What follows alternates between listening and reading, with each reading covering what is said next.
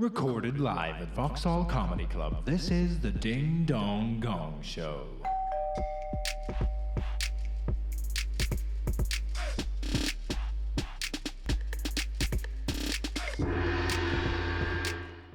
Hello and welcome to the Ding Dong Gong Comedy Night. Please welcome to the stage your host, the wonderful Luke Chilton!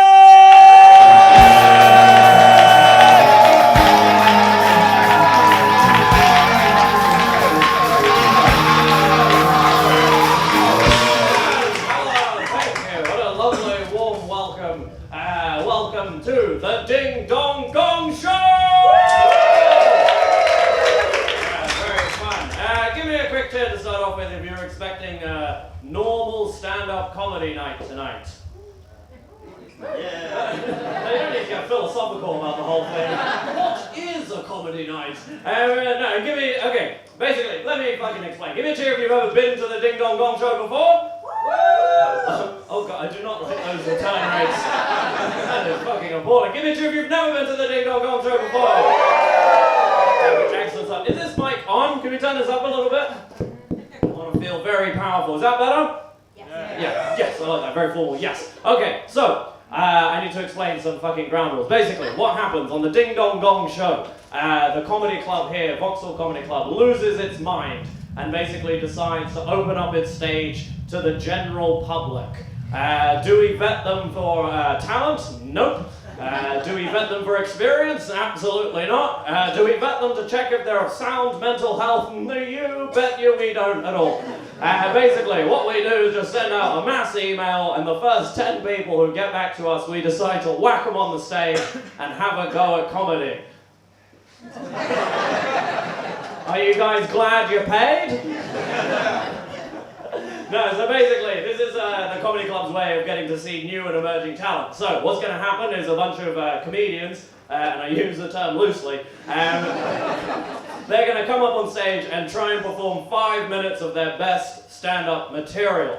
And that's about it. And basically what happens is whoever does the best 5 minutes of stand-up material will win a paid spot at one of our weekend pro shows. Gotta go, ooh. Yeah, it's very nice. So, what's going to happen is they're all going to come up here, do 5 minutes of stand-up, then after their stand-up set, they'll have a quick mini interview with our industry of judges who are pro comedians who've done our club many, many times. Would you like to meet your industry panel tonight? Yes, you bet you will. Please welcome to the stage Thomas Henry and Katie Green!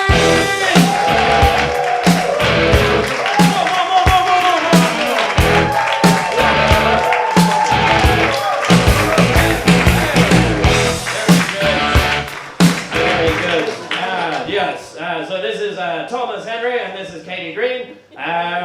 Nice to see you guys. How are we doing today?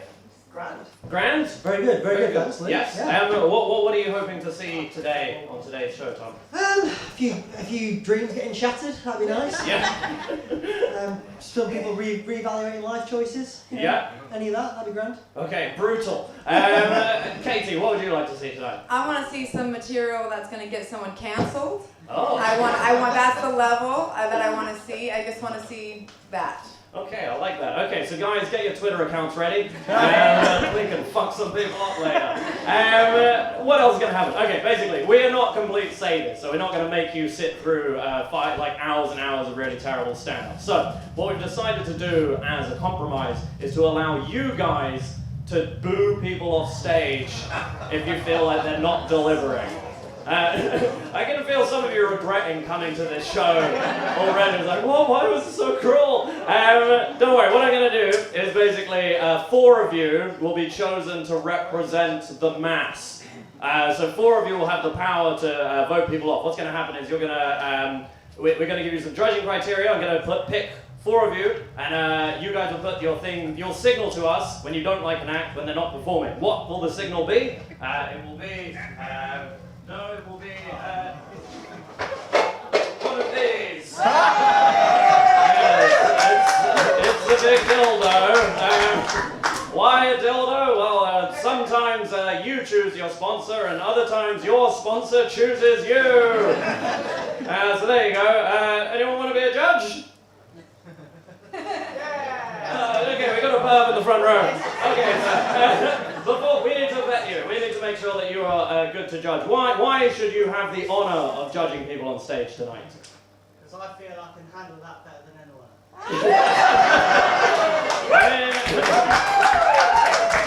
I don't know if it'll help people get better at comedy, having a fucking pervert in the front row nursing a dildo. What was your name, creepy man? John. John. You've got such an innocent, angelic face, but such a heart of darkness. I love it. What do you do for a living, John? I fry fish and chips. Fry fish and chips. Maybe got some fans of fish and chips. I love that. Where do you fry fish and chips? In Devon. Hayden, Devon. Oh, you've come a long way for this gig. Yes. Have you actually come from Devon? Yeah. Fucking hell, you too? Do you work in the fryer as well? No. No, you're like, no, I have a good job. what do you do? Currently jobless, but I'm not. Currently job? Well, why are you giving him shit? Who are you? I'm quitting my job now. You're quitting what? I'm quitting my job to have fun with the sun. Really? What was your job before? Upholstery? Yeah, I work with an average age of like. That's a very weird thing to point out. He was like, I actually work with the average age of 55-year-olds, and then just didn't give any context for what that was supposed to mean. What did you mean by that? I just want to sleep every day.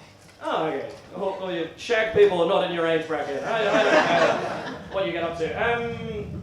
Are you savage enough to judge people? Too fucking right. What's the most savage thing you've ever done? I will not disclose that. Okay, well that sounds pretty bad. Give it up for your first judge. Very good, very good. We've got more people coming in. Any other volunteers for judges? You at the back? What's your name, sir? David, David. What makes you qualified to be a judge, sir?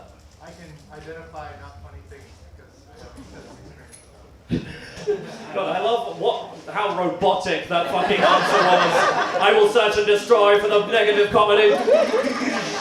Fucking love that. What do you work with computers in your life, sir? How did you guess? Because you, I don't know, your social skills seem like they're a struggle.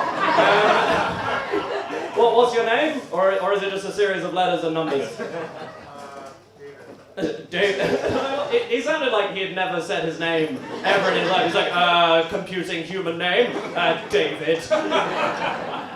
David, what do you do in computers?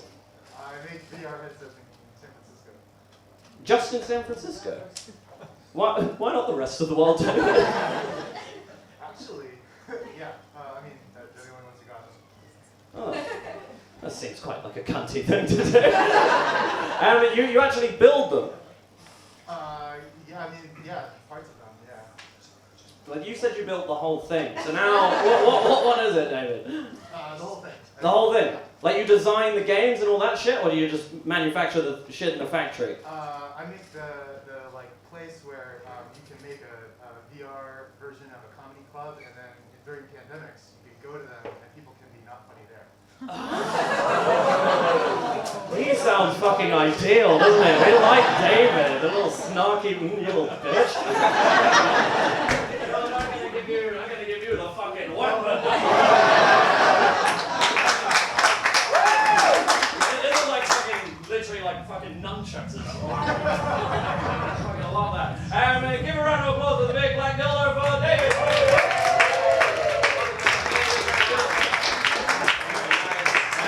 We need 2 more judges. Anyone else want to be a judge? Any judges? You, sir. Why should you be a judge? I represent people who don't get it. You represent people who don't get it. And judging by the silence that got, I can safely say no one got that.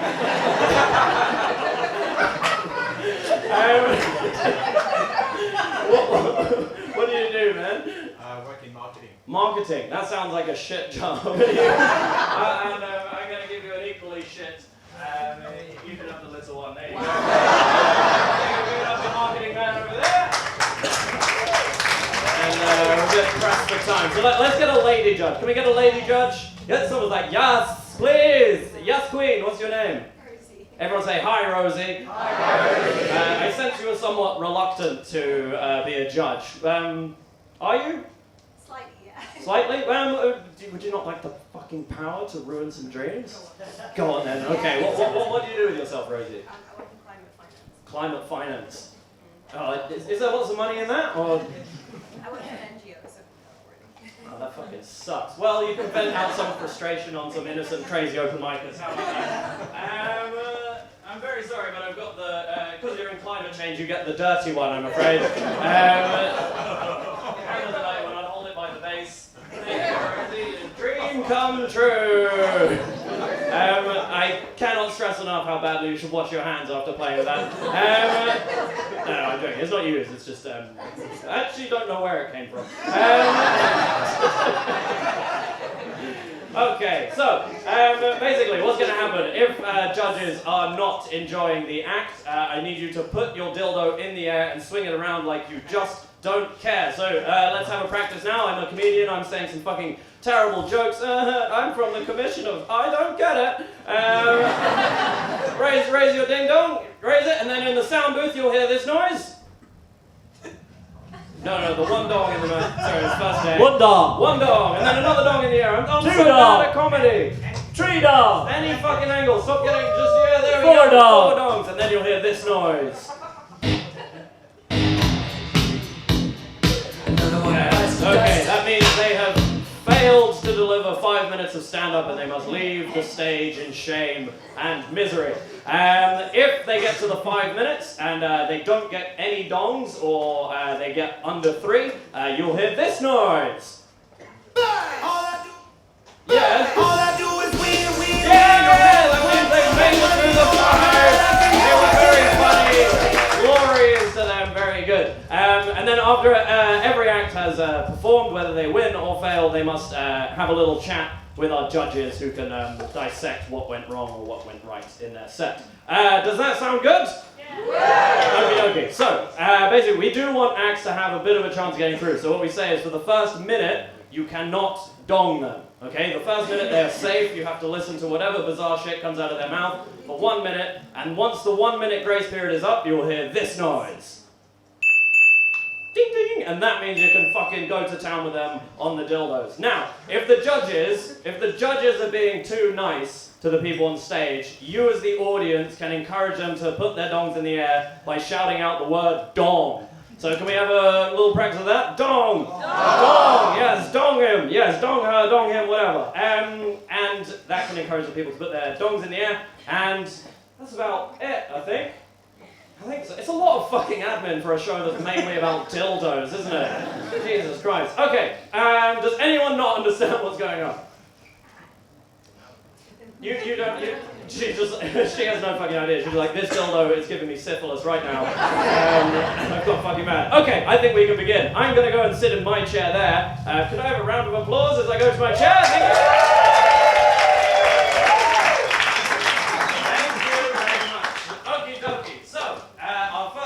Is the wonderful Rob Moriarty. Give it up for Rob Moriarty!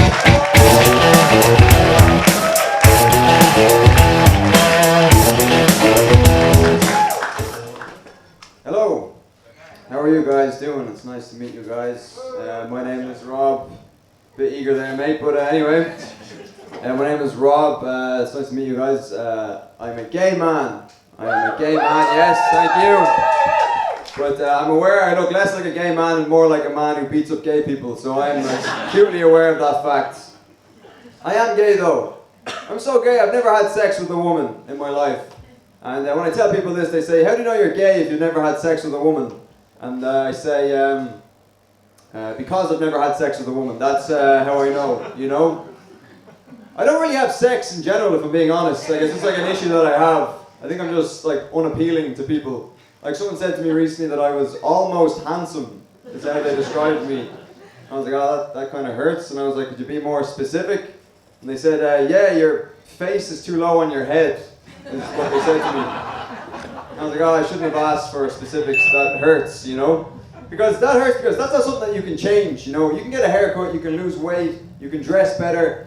You can't change the location of your face on your head, you know? I've tried, you know? That's why I have this shitty beard, because this makes this look longer so that this looks like it's more in the middle. Do you know what I mean?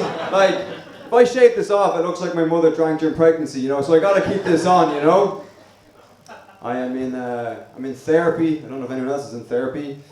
Yeah, conversion therapy, it's going well, as you can see, yeah. It's going quite well. Money well spent. No, I am in real therapy though. I'm sober. I'm a sober man. Been sober for a few years. I don't take drugs anymore. Don't take drugs. I wasn't like a drug addict. You know, I smoked a lot of weed. I took ecstasy a bunch.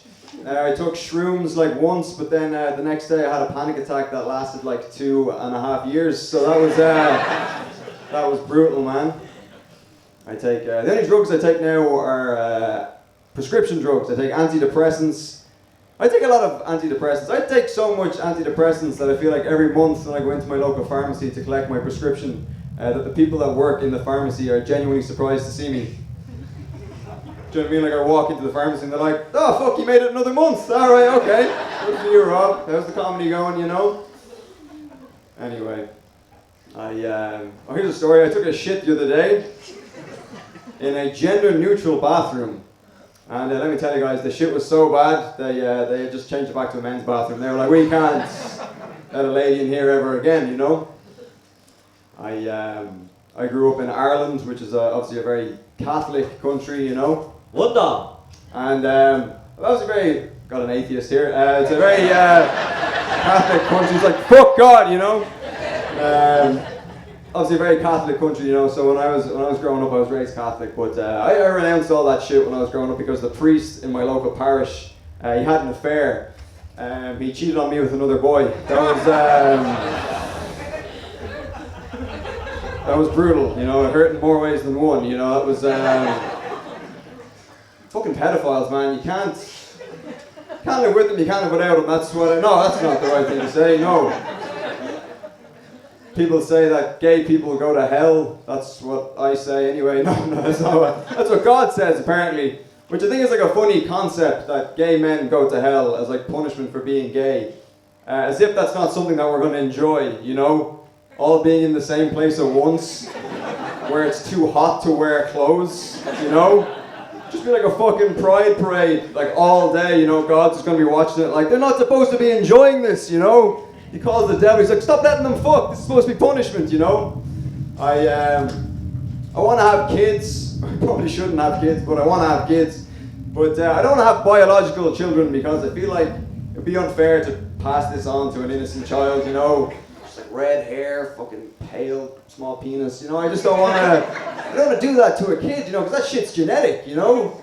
So if you got a big dick, go and call your father and fucking thank him for that shit, you know? If you got a small dick, find your dad and kick him in the balls so hard he can never have kids again. You got to stop that cycle, you know? There we go. There's a dildo. Yeah, it's probably deserves that, to be honest with you. But I had COVID recently, and here's how I found out that I had COVID, because I was on my way to do a show and I felt ill. I was like, "Fuck, I'm gonna get one of those tests, those cheap self-tests," and I tested myself on the street, and it came back as positive. So I was like, "Fuck, I gotta get home." So I got back to my apartment block, and I pressed the button for the elevator, and the elevator came down, and the doors opened up for the elevator. And I went to get in, but I couldn't get in because there was a man in the elevator. So I didn't get in because I didn't want to infect him, you know? But the problem with the situation is... All I do is win, no matter what. Got money on my mind, I can never get enough. And every time I step up in your field. Oh, well done. To go on first and win it. No, you're shaking hands with the creepy man in the front row. Well done. Rob, I fucking love that. I thought that was a very, very good set. What I found most funny was that you touched on some like potentially quite controversial topics, like sort of trans bathrooms, conversion therapy, but your first dong came when you mentioned you came from Ireland. Yeah. So whoever the first dong was, you fucking racist.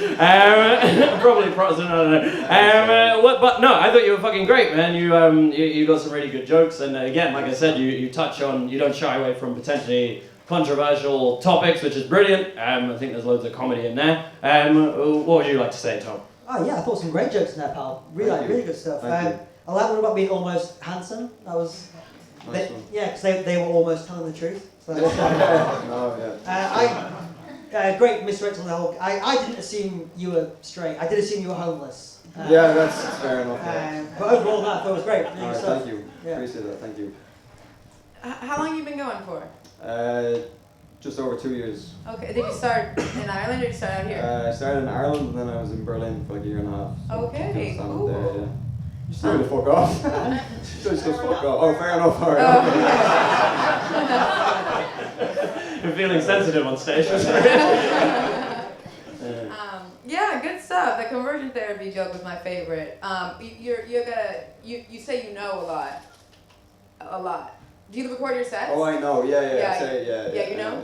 Yeah. So much. Yeah. But do you record your sets? Yes. All Yeah? of them, yeah. So then just look back or listen back and just that's how you'll grow, because you'll see your chicks and what you're doing, because we all have them. We'll start saying things and then they'll change, but yeah. So then you can cut all the fat and then make it as punchy as possible, because you have a lot of good punchlines in there. Thank So you. just make it as tight as possible and keep listening. Good stuff. Thank you. Appreciate that. Thank you. Yeah. Awesome. Give it up for Rob Moriarty, everybody!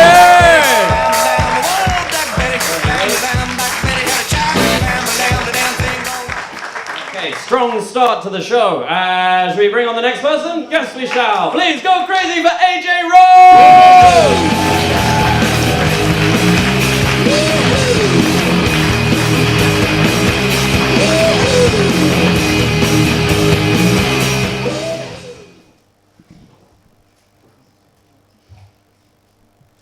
Yes, I want to have a little chat with you lot about therapy. It's a really good thing to do, but it's also really expensive. The good news is, if you can't afford a therapist, just find a drug dealer.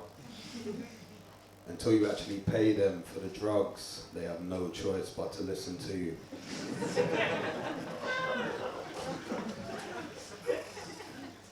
Told that one at a gig recently, and some woman shouted out, "Oh my God, you definitely look like a drug dealer." Guess who didn't get a discount on their weed after the show? No, I've never actually sold drugs before, but I have been to therapy. It's not even meant to be a joke, it's just a fact. You're not to piss off a therapist. Just tell them you had a good week. That therapist had one of them jobs where it don't really make sense to be too good at your job. Because if they were too good at their job, they wouldn't have any more clients. So they got to create problems for you to keep that money flowing. Like usually I'm never late for work. I was late for work one time, told my therapist about it. She goes, well, people with good mental health aren't often late for work.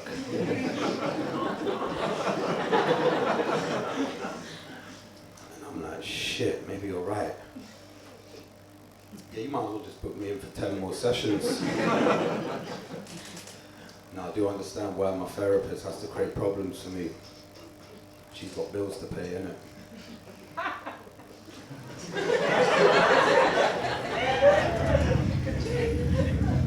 I've worked hard on my issues, but if my therapist needs to trick me into thinking I'm still a bit depressed, so she can make more money from me, so her child can have a nice birthday party, then I just gotta man up and take that. Depression comes and goes, but you only turn 6 once. I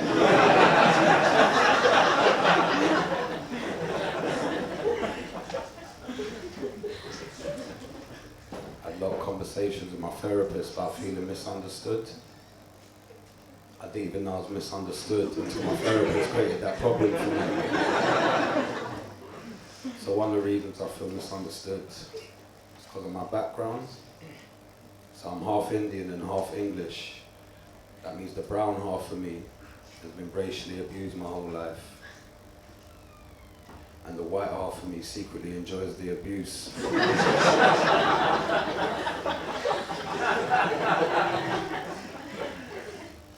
I also feel misunderstood because of my voice. I've done alright at school and I've been to university, but I'm not gonna lie. If someone made a documentary about people with no GCSEs,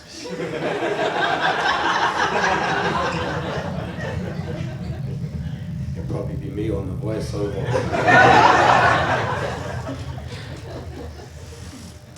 I work for a lot of them issues about feeling misunderstood. Now I'm running out of things to talk about therapy, so I told my therapist how I do stand-up. And I make jokes about therapists, and then she says, better not be talking about me. Otherwise me and you are going to have problems. And I'm like, well, you think me making jokes about you is bad? Just wait until I tell you about the amazing week I just had.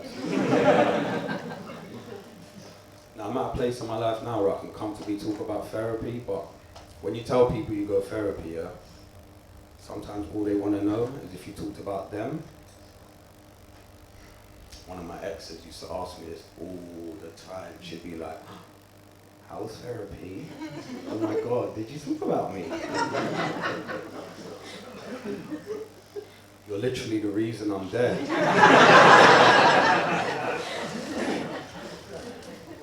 Nah, I didn't talk about you at all. You spent an hour analysing Macbeth. As soon as I said that, she storms out the house all angry. So I called her up, I'm like, where art thou? Now going to therapy, it makes you realise a lot of things about yourself. Like recently I've come to realise I'm very petty, and I love it. So I used to work in this restaurant, yeah, and then one time I asked them for a pay rise, but they said no. So I became a whistleblower. I remember the food safety officer came round to do the hygiene. All I do is win, win, win, no matter what. Got money on my mind, I can never get enough. Oh, very good job, AJ. That was really fucking good. Your voice is fucking insane. You literally sound. How old are you? 28. 28. Fuck, you sound like you're 105. Smoking 2,000 cigarettes a day. That's fucking great. I loved your GCSE voice joke. It's fucking great. I was like, you have to address your voice because it is fucking nuts. And you did, so that tickled me very good. I also love your, because you're like quite, well, you're super low ended. Like you could not have looked like you gave less of a fuck on the stage, which actually works really well for you. Which can be difficult sometimes. I think sometimes the audience is like, oh, who's this person not giving a fuck? But you managed to be captivating and sort of doing fuck all at the same time, which I love. But no, your jokes are fucking great. I think you're very good. How long have you been going for? Since like October last year. Oh, fuck you, you're really good. Okay, Katie, what would you like to say? Yeah, I like the going on stage, drinking water. That's a vibe. That's a whole different vibe. You got some good jokes. Are you confident? You're confident. That's good to have confidence. You had some good. The depression comes and goes joke was good, like GCSE joke was good, and then oh, you're the reason I'm there in therapy. I also like a man talking about therapy. I think that's great. So I like that. Good on you. Yeah, totally. It was like super confident. You have a level of self-confidence I will never know. You know, it's like unreal, and that was great. I thought you talk about therapy. It was a bit like therapy. It started awkward, but I felt great at the end. It was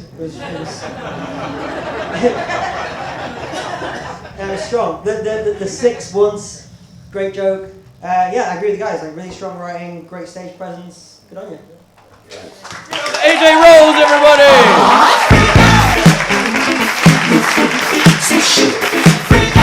Okay. So basically, we also give free entry to people if they sign up and put their name in the bucket. Should we have a name out the bucket? Let's do it. Go on top. You do the honors, sir. It's gonna be Louis Brady. Give it up for Louis Brady, everybody!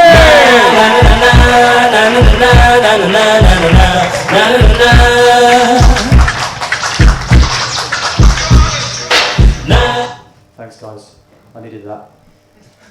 I've had a really, really tough time lately. About a week ago, my girlfriend, she broke up with me. And the reason she broke up with me, she's used this line a lot in our relationship. She said, it's because her star sign's a Cancer and mine's an Aries, so we were never going to be compatible. And it's really hard to take, you know. And the day after we broke up, I got a lot of stick from her as well, you know, because apparently that wasn't an appropriate time for me to update my Facebook status to cancer-free.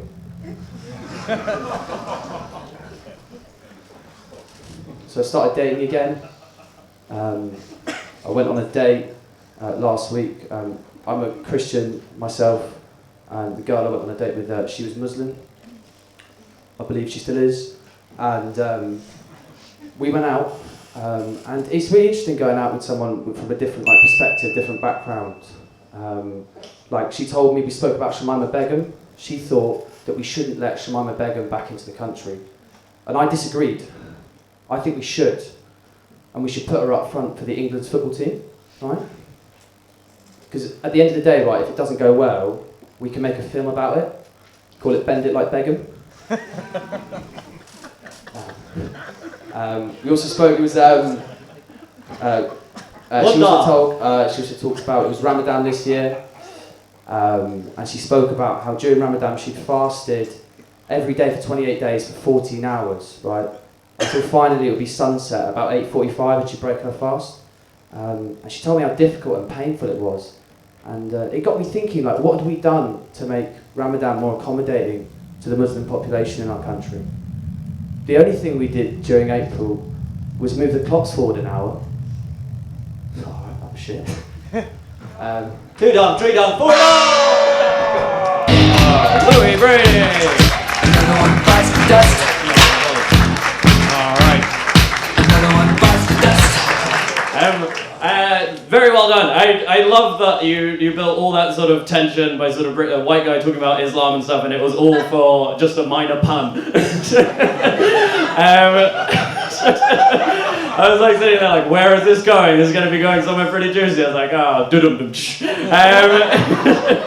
But no, I would say basically, like, if you're going to do something that builds tension, you need a big payoff, and generally puns are like not gonna quite do it. But also, and one other thing, when your joke didn't land, you like broke character. Like you came on stage so like sort of similar to AJ's, like very downbeat, sort of like deadpan and serious. I would say, are you new? How long have you been going for? Started in September. Okay, yeah, so you're very new. I would say try and be yourself as much as you can on stage, which will happen naturally over time. But I feel like you being super deadpan, I don't actually know if that's the real you. But so yeah, I would just try and just have that in your mind. I mean, you're too early on probably to sort of like take on loads of stuff, but keep going. You've got some good jokes in there, and you did handle the pressure well. But I would say in the future, don't address it. Don't show that sort of like vulnerability where you're like, oh damn, like because it instantly makes audiences turn on you. Do you guys want anything else? Sorry, I wasn't going to hit you. We save that for Wednesdays. No, I agree with you, mate. Like, you know, I think there's some really good premises there. Like that, you know, there's some interesting thinking about some of those spots, but like, just maybe try and execute it in a way that feels more natural for you, rather than trying to override some of it. But you've got the thinking, just you'll figure out a way to execute it as you go. All this agreed. Yes. Keep going. Yeah, keep going, man. Keep doing gigs. Give it up for the wonderful Loui Brady! Big pimpin', baby. Dokie. Next act, please welcome to the stage, Beth Brent!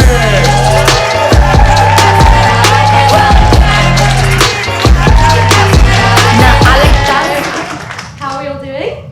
Good. I'm much higher energy than the other acts, so you need to play up that. You probably can't tell from this voice, but I am actually Northern. I did have a Northern accent, but I've lived in London for a while, and like everything else, I got gentrified. It's my own fault, really. I did let a couple of hipsters inside me. So now I'm basically the vocal equivalent of a Greg's becoming a pret-a-manger. That's what you're hearing here. No, I'm from a little town outside of Wigan. Anyone? No, because it's a shithole. It's basically 6 sheep, 5 old people in a pub. That's what we've got going for us. The comedy scene there is just my dad saying, "Oh, it's barbecue weather," every time it rains. That's all we've got. I do think we should be a bit more well known. And I think this because I truly believe that we have the worst food in Great Britain, potentially in the world. Now, I see a lot of you looking a bit doubtful at that, so let me tell you about our town's delicacy. We came up with a little thing called the Wigan pie. And what that is a pie, any pie, inside a bread roll. That's it. Some guy, and we know it was a guy, right, looked at a pie, something that's already in a nice, convenient carbohydrate case, and was like, what if we put this in yet more carbs? And not just any carbs, but the cheapest driest carbs you can imagine. And the worst thing is, the rest of the town were like, ooh, you're really onto something there. Let's make that the delicacy. I made this joke at a gig once, and there was someone from my village in the audience, and they came up to me afterwards, really annoyed, and they were like, you've really downplayed the Wigan pie. And I was like, oh, why? Sorry. And they were like, well, you didn't tell them we put butter in it. So, if that changes anything for you, I do apologise. It's not just that though. None of us can cook. Absolutely none of us. I know this because we had like a great British bake-off themed event, and we were all supposed to bring cakes, but one of us brought a cake to that event, because the rest of us apparently didn't know how to bake. One of us brought a cake to that event, and he came in second. The little old lady running it looked him in the eye and was like, I think giving first place would diminish the value of the competition. I was like, what competition, Brenda? He's the only one here. Also, first place was a little blue ribbon, not a fucking Nobel Peace Prize, so maybe get off your high horse. I do wish I had that audacity though, to be able to look someone in the eye and tell them something they'd lovingly created and put time into was shit. The kind of confidence you guys have when you're telling the comedians they can't do what they love. I wish I had that audacity because I'm just a massive people pleaser. I'm such a people pleaser that I accidentally got my ear pierced once because I was too polite not to. Is that relatable comedy or just me? Just me, lovely. I went in, I was 16, and I tried to get my tragus pierced, which is this little bit at the front, the bit that the observant among you will see I don't have pierced. Right? And when you get your ear pierced, they put a little dot on your ear to say where you should pierce it. And this dot was like 5 miles from where I thought it was going to be. But I didn't really want to tell her that, right? Because it felt like I was saying she didn't know how to do her job. Like, knowing the parts of the ear is kind of a prerequisite to being an ear piercer. So I was just like, Tree dog. oh!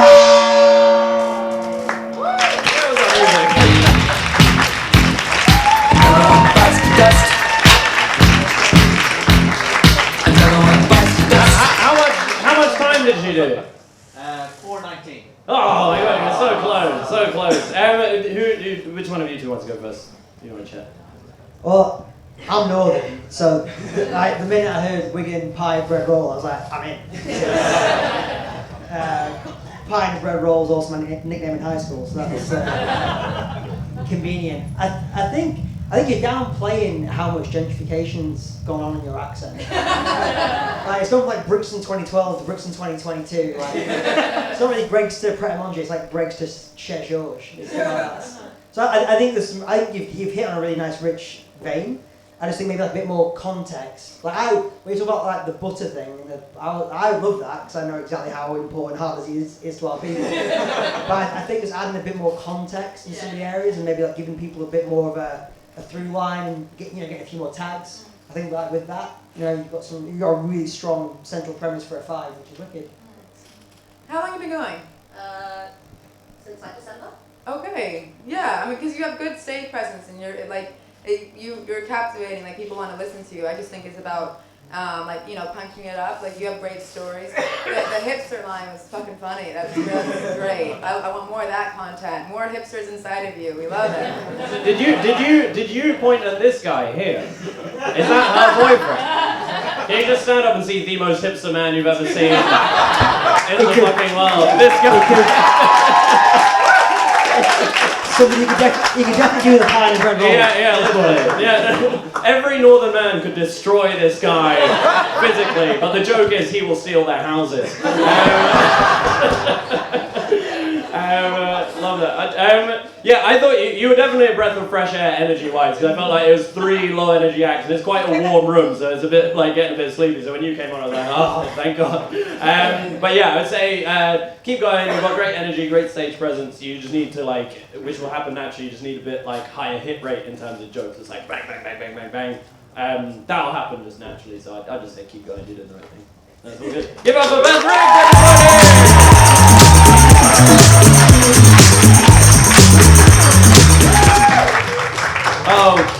Okay, please go wild, go crazy for your next act. It's Indie Madrid!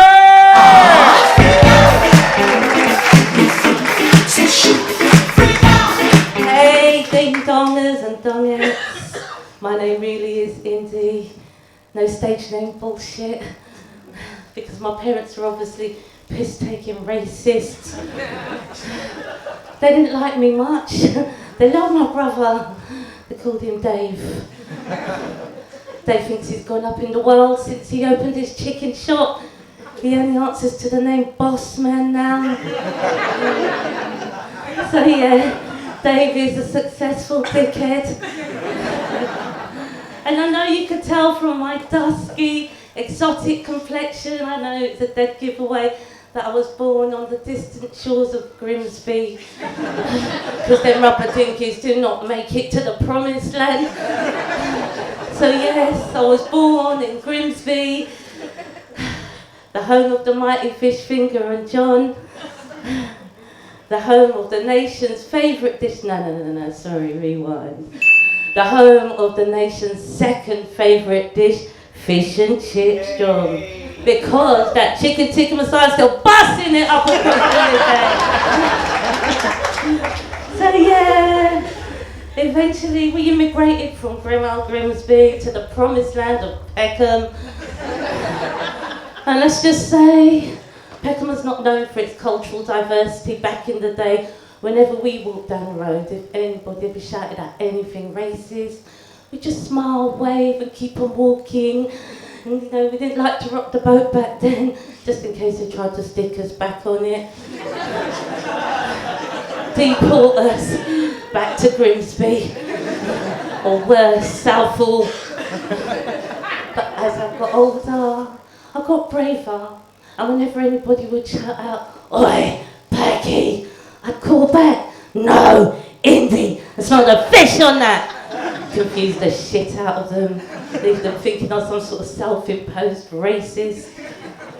And going to school growing up in Southwark, that was tough, especially when you got twisted parents like mine, yeah. And I don't like using the C word, but my mum and dad, they're a right pair of sadistic Catholics. I mean, who would give their kid a Hindu name and send them off to convent school for Christ's sake? Sorry, I meant for fuck's sake. Catholic school was savage, being the only fat Asian kid there. It felt like a 5-year prison stretch.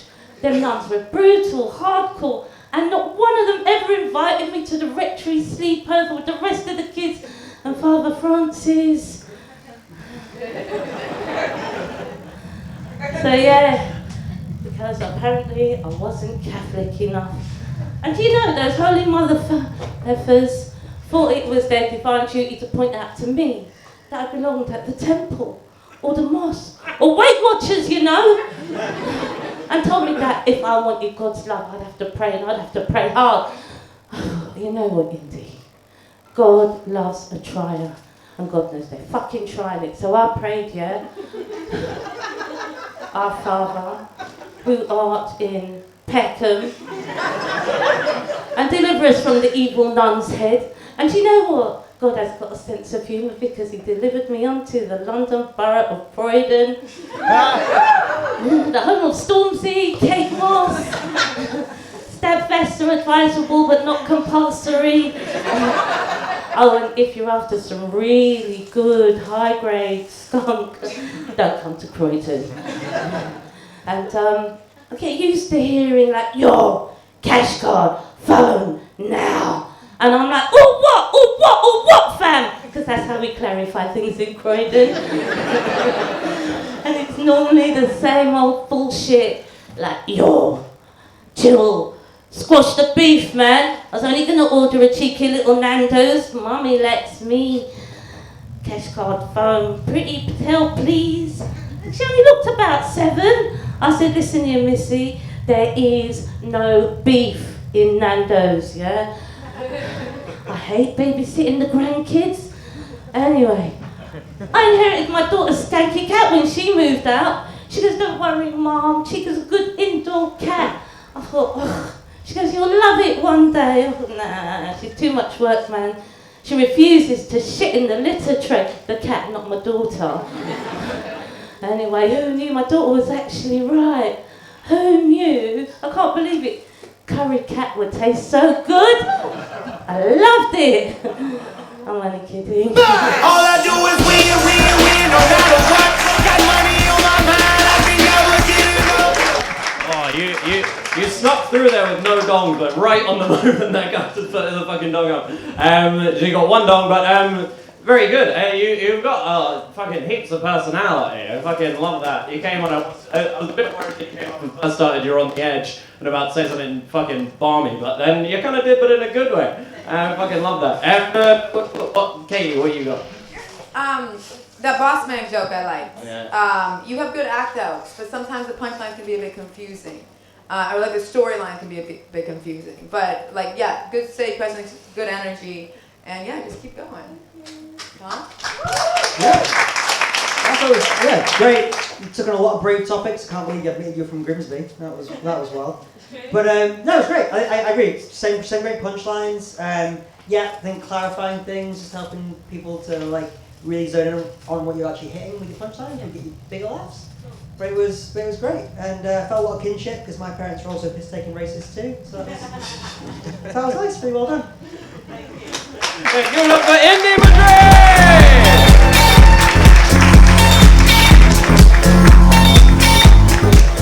I think we got time for 2 more acts. Let's do another bucket of destiny. Would you like to choose, sir? Oh, yeah. Yeah. What's the name on that? Blank Pig. Give it up for Blank Pang, everybody!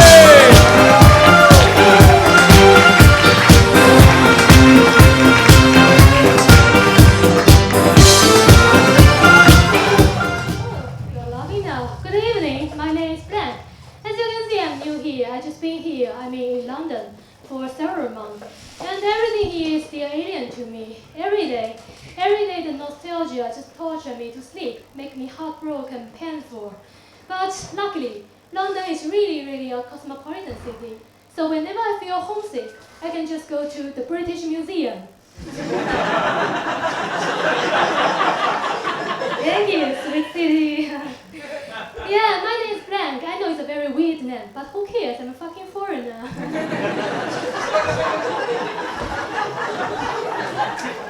Yeah, if I fuck up the show today, I can directly change my name and start again. You guys cannot recognize my face. I know you're racist. No. No, you're great. Actually, I used to do stand-up in Mandarin, but since I came here, I have to do it in English because we didn't colonize other countries, so... Now it's really hard, I know. It's hard to do stand-up in English because I'm from China, the country with the most free speech. Don't report me, please. It's really hard, you know. Well, recently I just finished my study here, and now I'm thinking about my future. Should I stay here or go back? It's really a hard choice, right? Should I stay here with a better career development or go back, lock in Shanghai and die? Don't worry, I will be alive. Officially.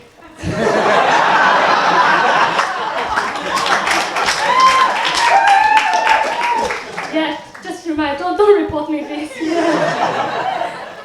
Yeah, actually, I find this really hard to do stand-up as a East Asian female.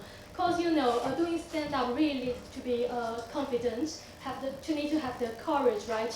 But our East Asian girl are all gaslighted by our parents from a very young age. And which means we all have a very low self-esteem, which leads to a big difference between me and the other comedian. Let's say that if I finish a punch on the stage and I get no response, I will directly kill myself. I think that's the reason why there are just so few female actors on the stage. This punch is not funny.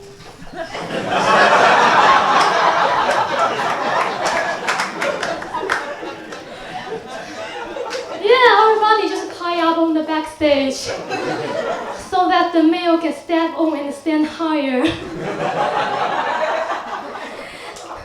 No, you're great, it's fine. Yeah, well, actually, it's hard. It's hard for me to decide whether I should stay or go. But I really want to stay here to be a comedian, or in my parents' words, a failure. Because you all know the Chinese parents, right? They have very unique career ranking. The highest level is the doctor, and then lawyer, and then all failure. Then stand-up comedian, then female doctor.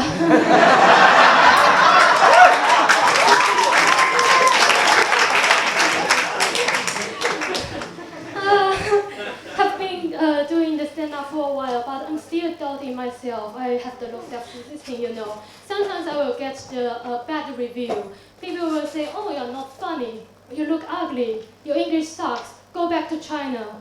And I have a very low self-esteem. The only thing I can do is just say, shut up. Don't say that again, Mom. It's our parents, my parents, those kind of the helicopter parents who are always trying to be with me, follow me.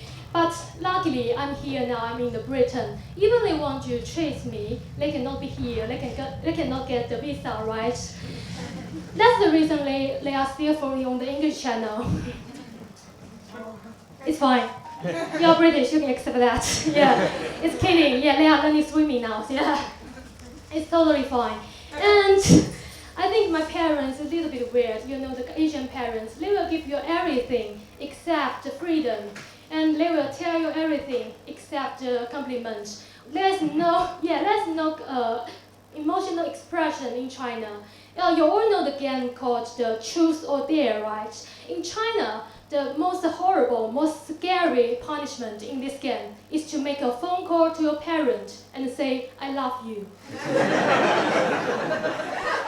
The only all I do is win, no matter what. Got money on my mind, I can never get enough. Mike, that was fucking amazing. Oh my god, that was so fucking good. I love your juxtaposition in character. You're like such a sweet, sort of like reserved person, but then you say some really dark fucking shit on stage. But I fucking love it. Yeah, also props to you doing like stand-up in a second language is like, I take my hat off to anyone doing that because that's fucking hard. So give a fucking round of applause. Thanks for that. And then also take on the Chinese government. I mean, that's probably... If I don't see you next week, I know where you've gone. But anyway, no, I thought that was really good. I don't really have much to say. Other than maybe times you talk very fast and maybe slow it down sometimes so that the punchline's very clear. But I mean, you've got great writing and all that sort of stuff. You guys want to add anything? I don't even dare ask. How long have you been doing stand-up? Several months. In In English, yeah. It's incredible. Really, really strong. Really, I mean, so many great punchlines. Yeah, for me, the best so far. You have the most jokes, like the best punchlines, like absolutely great. How long have you been doing it in Mandarin? For 1 year. 1 year? Oh, fuck you. Wow. God, I thought you'd be like, yeah, my whole life. That's fucking 1 year. What? I don't like you anymore, okay? I don't like you. No, that's fucking... And so, did you translate, or did you write all your... Totally different. Topic is different. Yeah, well, I hope so. I don't think you're going to get away with this. Yeah, you cannot imagine. Yeah, you cannot imagine I'm saying this in Mandarin. It would be directly killed. Yeah. Wow, what a rebel. I'm here for it. Okay. Is your plan to stay and be a stand-up in the UK, or are you going to... I'm not sure. I'm still struggling. Yeah, it's true. I'm telling the true story. I mean, I didn't think you were lying, but how fucking funny it would be if you took off the mask, it's like just some white guy. It's like, oh no. No, you're fucking great, Blank. Keep going. Some more people. Lovely. Give her a round of applause.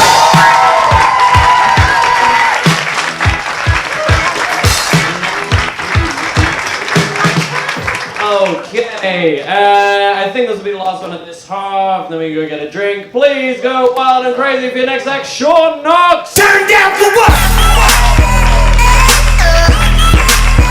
Turn down for what? Hello. How are we doing, guys? We good? Thank you. Good. My name's Sean. I'm from Wales. So, as a tribute to where I'm from, I've come tonight dressed as a sheep. That's just a joke there, guys. A little joke just to get us started. Obviously, the real reason I'm dressed like this is because these days it's the only way I can get back on the farm. So, yeah, it's a long story. Suffice to say, embracing your culture at Shoreditch City Farm will get you a lifetime ban. Yeah, the kids don't like it. I'm from a little seaside town in Wales called Swansea. A couple of things I like about Swansea, right? It's beautiful to look at, and that's about it. We haven't got many famous people to aspire to come out of Swansea, so we hold up the poet Dylan Thomas like some kind of god.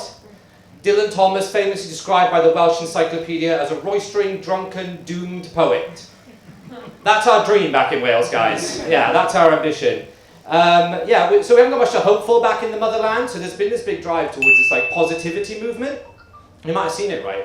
There's people who will plaster their bedroom walls with motivational quotes. Have you seen this? Often they'll have a poster on their wall with like a calm blue sea and rolling white clouds, and there'll be a quote on it. And the quote would say something like, live in the moment.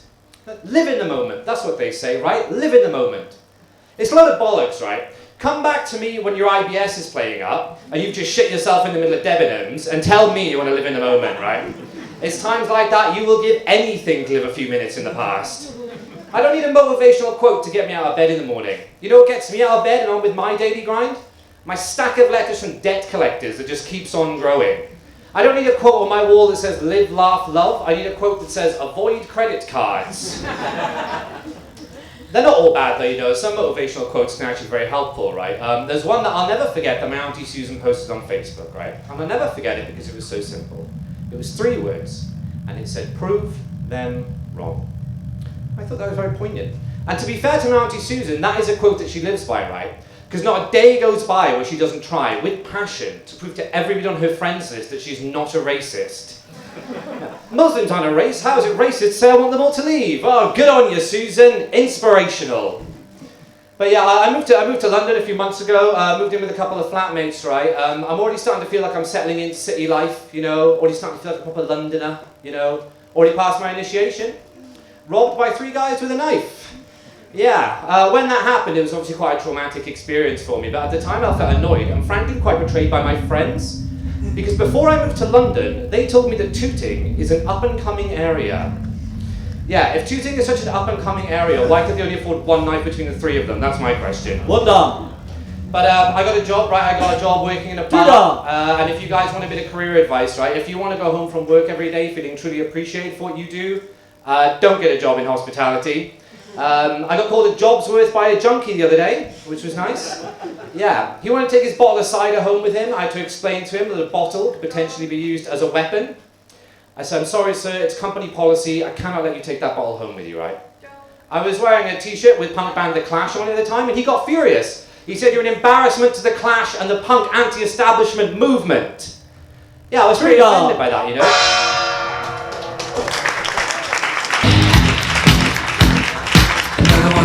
Dust. Sean, I gotta say, I was very distracted because you looked so much like the dude from the IT crowd. It's just fucking unreal. Yeah, no, you really fucking do. Tom, you go first on this one. Yeah, I think I was very impressed. Someone was very enthusiastic about Swansea in the back. That was off-putting. It was. I think. The fish out of water thing is obviously a stand-up trope, and you can develop that. And I think just maybe like having a sharper point of view on a few things, because we've never been to Swansea apart from one very enthusiastic person, so just knowing the differences between the places would help. And I think just tightening a few things up. It's got a lot of ums and ahs and rights. It was a little bit woolly. I've been sitting on that for 4 minutes. So yeah, I would just like. You have lost your right to sit on this table. I was just trying to tighten up and specify your point of view. I would say more than anything. Yeah, I guess I agree. You guys are really nice. I love this. That you guys have such a supportive energy to people. I love even the when girl. Good dog. Wow, I wish you guys were at every audience I've ever fucking done. I don't know if it's that nice because she was waiting for the punchline, then saying it immediately afterwards, and I got no response. I just say keep working, keep writing. you got good like you pause at right times for the punchline, but like I think you just gotta make it punchier, make it stronger. But yeah, how long have you been going? On and off for like 2 years. Okay, and then mainly in Wales or? Mainly London actually. Okay, all right, yeah, just keep grinding. Yeah, because I remember gigging with you a big while back. And you said you were going on a long break, and I didn't see you for ages. And I'd be like, just gig as much as you can, and then it'll all come together, and that'd be my own advice. Other than that, yeah, lovely man. Give it up for Sean Knox.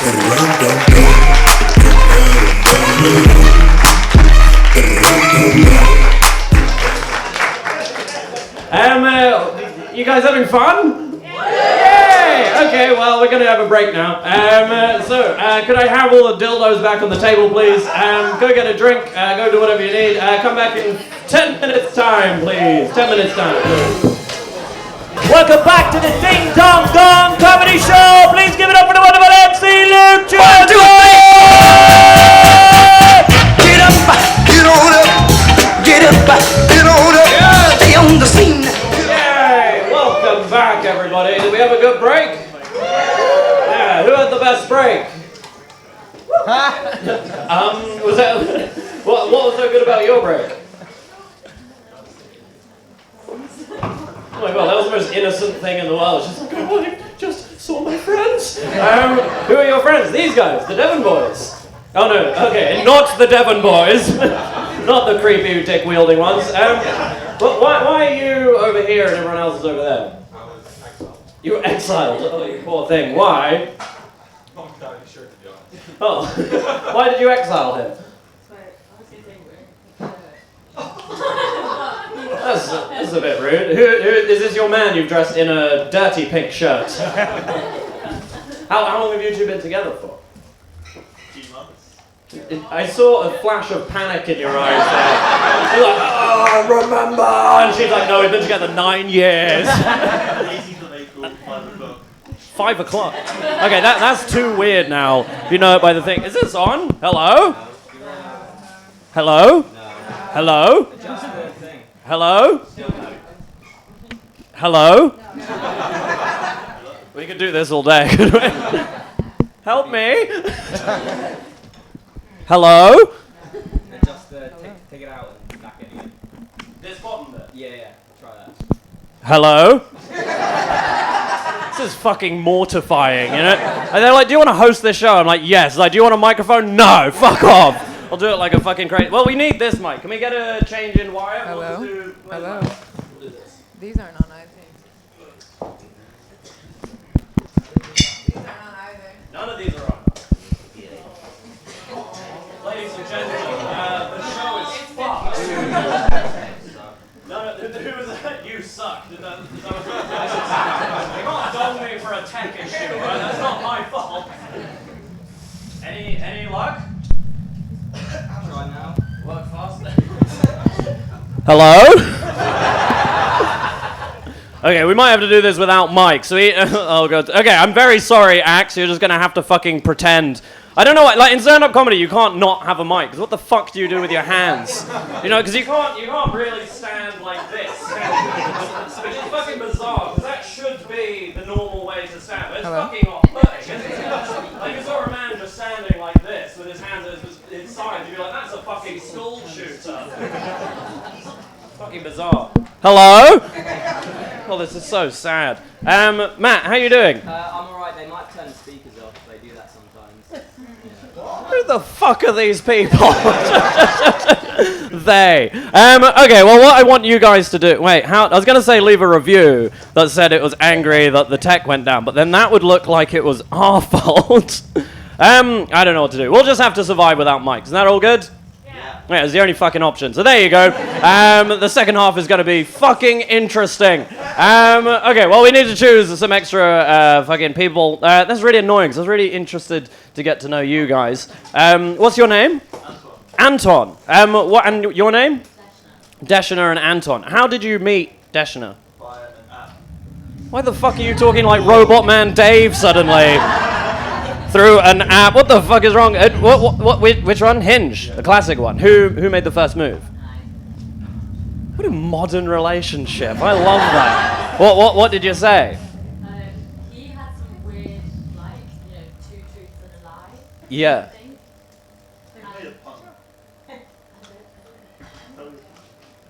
Tell the pun. Do you wanna come and do? Ladies and gentlemen, welcome to the set. No, I wouldn't do that to you. I mean, have the courage to say your own jokes, sir. Come on. I wouldn't joke. It's like the two truths and a lie thing. Yeah, no, he's like, it wasn't really a joke. It was more like a two truth one. I can't do it here. I don't have my. It's my art, man. Huh? So, yeah, you can all guess. Saved an ambassador's life in Senegal. Yeah. Brought in like biohazard shit into Germany. Okay. A biohazard shit. A biohazard. Okay. Okay, we'll come back to that in a minute. And what was the third one? Oh my god! Oh my god, yes! Oh my god, faith and power restored. Oh my god, my voice feels so loud now. Oh my god, I feel like a god amongst worms. This is fucking amazing. Sorry, tell your story with your pathetically muted voice. And then the last one was worked in organised crime in Japan. Oh, like with the Yakuza? Yeah! What do we reckon? Which one do we reckon is bullshit? First one's a lie. Japan? Huh? First one's a lie. First one's a lie. You're not an ambassador to, what was it? To Senegal? I like swiped a cockroach off his back, so it was me second time. Yeah. That's a lie. She's like, that's a lie. Unfortunately, I found that out on the first date. Wait, where was the pun? There's no pun. She made a pun. You made a pun. What? Dong him immediately. I will give.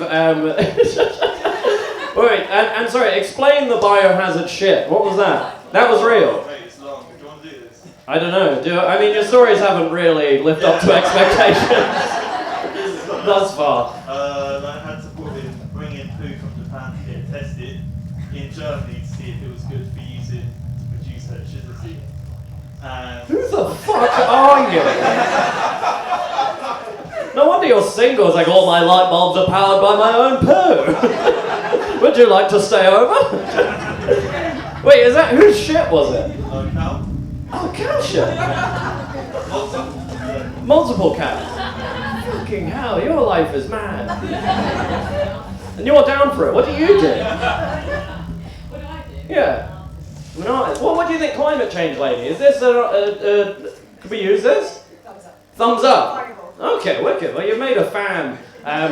One, but it's something. I think we could give you a dong. Would you like a dong? You can have a couple as a dong? Give him a fucking dong. All right, give a round of applause for Shitty Man and his dong.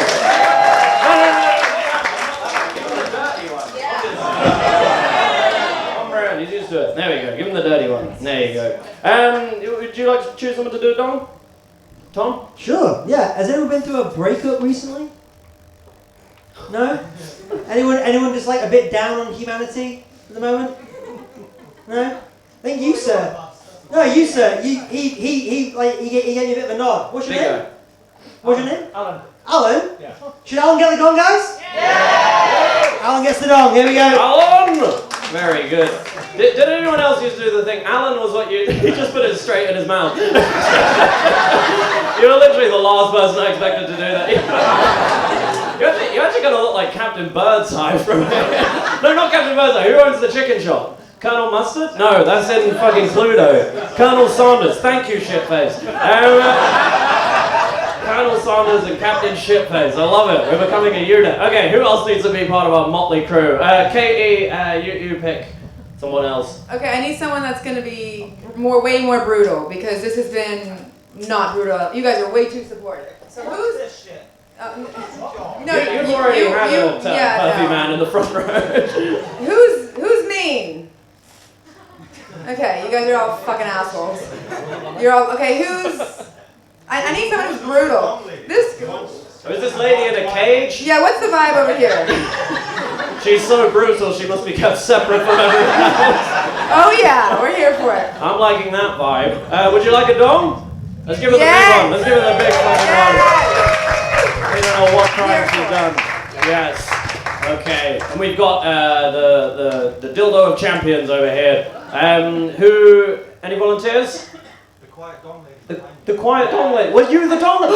We didn't even get to talk to you. You were fucking savage. Oh my god, yes, you get the mini one. Go for it. There you go. Give it up for savage dong lady. Love it. Okie dokie. We're on a tight time schedule, so we will just get straight back to it. I'm going to go back to my chair. Round of applause, please. Thank you very much. And let's go straight into it. Please go wild, go crazy for your first act of this section. Rabia Cool! Yes! So crazy right now. Most incredible.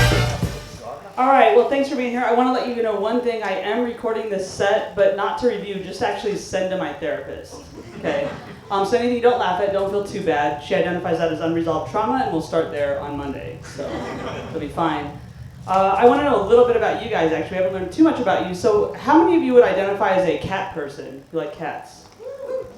Not very enthusiastic about cats. I'm worried about your cats. Dog people. Alright, a little bit more into it. People ask me, are you a dog person or a cat person? My answer is no. Just not at all. Neither one. But I do respect dogs quite a bit because they will look you in the eyes when they are taking a shit. And that's admirable. And what's good about that is when they're doing that on the street, their owners will not look you in the eye. Because they will be picking up the shit in a moment, And it makes me feel a little bit better because I think dog owners get a little bit cocky when they're walking around the neighborhood with their dog and you're alone and they're like, I have a friend, you don't, that kind of thing. But I'm like, when I'm walking around with one of my friends, I don't have to pick up their shit. So it's kind of good. People do wonder about my accent. I'm often asked, are you from Canada? Yes, I'm actually very proudly Canadian. Thank you. Yeah, people do. They give me that reception. They're really happy about it, and then they find out I'm American, and they're a little bit meaner. And then they're a little bit meaner. But it's okay. And being American, my name is Rabia Kun. That's a unique name even where I'm from. So Rabia, my first name is Arabic. I'm actually half Lebanese. A lot of Americans like to do 23andMe to find out where we're really from, So we just can look a little more woke when we talk to people. And that name is kind of a name where people just mispronounce it all the time. It's like Rabia, Rabia, Ribena, those kind of things. It's annoying. And then I'll correct them and say it's Rabia. Luke, I didn't have to do that with. He's a legend, but most of the time I have to with MCs too. And then they'll say it back incorrectly as though they have a new way of saying it that I didn't think about, in the last 43 years. And my last name is Kun. It's spelled C-O-O-N. So what makes Rabia Kun a unique name is that it's both ethnic and racist at the same time, which isn't great. That's why I'm online dating. I'm online dating not to look for a casual relationship like a lot of people, but just for a casual marriage so I can change my surname. That's what I'm after. And I'm on all the apps, even Christian Mingle. I'm working through a praise and worship team right now. Two-dog. So, is that it? Or, I'm okay. Oh, I'm still going. Everyone bites the dust. Everyone bites the dust. Tough one, Romeo.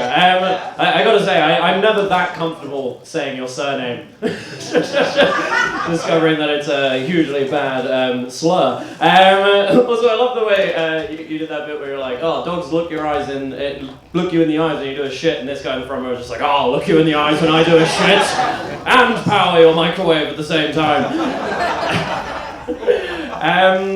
What would you like to go first on feedback, Kate? Oh, okay. Yeah, good stuff. Wait, how long have you been doing comedy? About 3 years. 3 years. Since the people who did it for 3 months made it, so that's fine. That's alright. Did you start in the US? Yeah. Okay, how long have you been in London? Well, I moved right before lockdown, so 2 years. Okay. Yeah, I think that it may be switching. I like a set that's especially when you're developing your. How long do you have? 5, 10, 15? What's the? I can do 15, but it's not all paid material. I think starting with stuff about you and your name, and because you have that the online dating to change your surname, that's all quite punchy, and that's good. That's good to start at the beginning, and then go into the other stuff, because I thought you had more punchier stuff in that section. So it's good to start with who you are, basically up top, and then But good stuff. All right, thank you. Agreed, completely agreed. I was very happy about how happy Gong Lady was to get her dick out. That was the level of fury on your face. I mean, that's what happens to me a lot. Of people just whip it out in front of me. So. Yeah. No, you and me both, sister. That's it's part of being adorable. So yeah, no, I agree with Katie. I think you've got an interesting story for this country for sure. So yeah, honing on that. Punch that section up, and then I think that'll probably lead into a few more interesting avenues. Awesome. Yeah. I just keep going, fucking you'll figure it out. It's all good. Give it up for Robbie. Come on, everybody! These boots are made for walking, and that's just what they'll do. You guys want to do a bucket of destiny? Yeah. Do a bucket of destiny. Yes. James Pendleton. James Pendleton.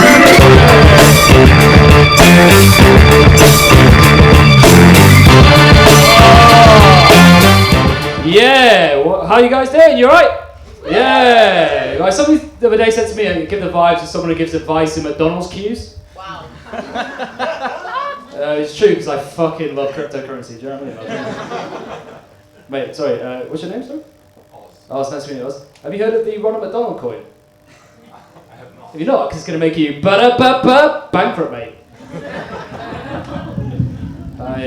It's a bit of financial advice for you, Voxel. Not gonna lie. I'm not very good with advice. Really not very good with advice. Like my dad gave me the best advice when I was 10, right? When I was 10, he said, one day, son, right, you are gonna be the man of this house, right? And he wasn't wrong because 24 hours later he was gone.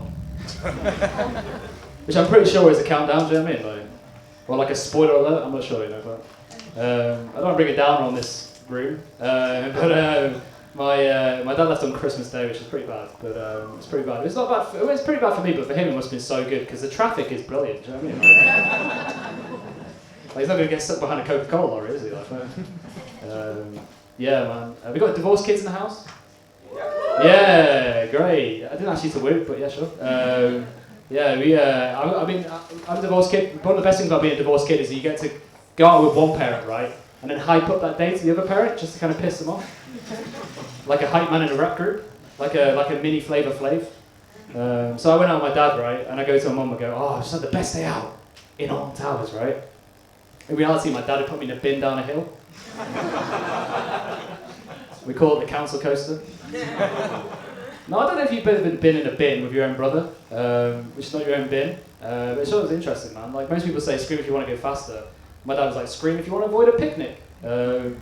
Yeah, man. Cool shit.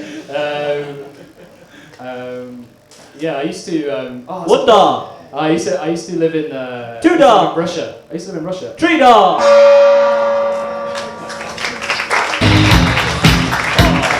Another one bites the dust. Another one. Yeah, I feel like in the current political circumstances, to say the stand-up set is not to mention that you lived in Russia. You said you want cancelable material, so that's very true. No, I think actually, so I've seen you smash before with same material. I think what actually happened was like when you first came on, you like started speaking straight away rather than waiting for everyone to listen and establish yourself. And then I think if the first joke goes down, then the crowd's kind of like, nah, fuck this guy. So I think that might have hindered you somewhat. But yeah, what would you guys think? Yeah, I'd say the same thing as Luke. I think I've seen you kill before. I think you just came in really hot. And I think with something like this, you have that 1 minute grace period, so you have the time to like kind of just ease into it a bit more. Whereas like it's different than other gongs where you really have to go in as fast as you can because you don't have that much time. But you just ease into it a bit more. But yeah. Yeah, totally. I also really enjoyed the fact that you were like, I don't want to put, my dad left. I don't want to put it down on the room. It was on Christmas Day. I went from there, but yeah, I agree, mate. Yeah, we've all seen you do really well before, so like, yeah, probably just a bit of a technical thing, but yeah. Keep going, buddy. Yeah, give it up for James Pendleton, everybody!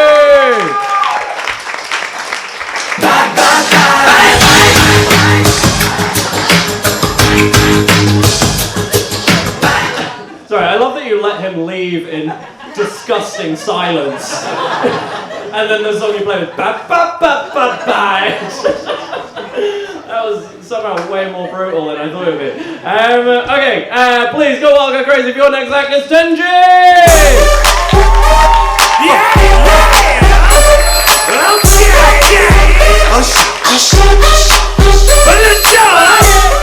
Vauxhall London, how are you?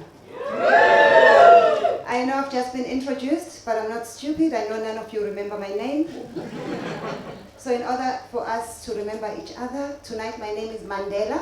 Because that's one name that you British people do not mess up with. Because when it comes to African names, you guys are pretty brutal. I've had times where I've introduced myself to people as Tenjiwe, and they're like, is it okay if I call you Tay? And I have to explain to them that I'm Zulu. When I speak my language, I speak it with clicks. Is it okay if I call you On? What you guys need to understand is that as Africans, we don't just name our children. Our names come with a meaning. For example, when I was young, my father was in prison for 8 years. And when he came out, after the 8 years, my mother was 7 months pregnant with twins. So he named them Forgive and Forget.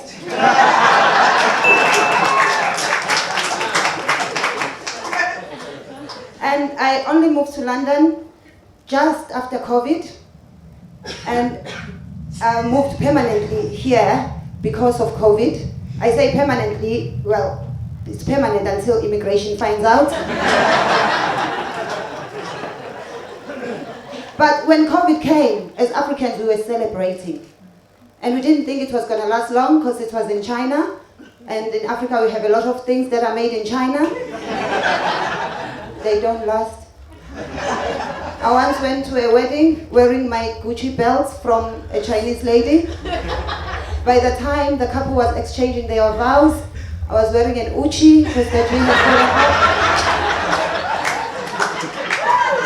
So we really didn't think that COVID was going to last. And when I saw that things were changing and China was building hospitals, I was like, I gotta leave Africa. There's no way I'm gonna go through a medical pandemic in a third world country.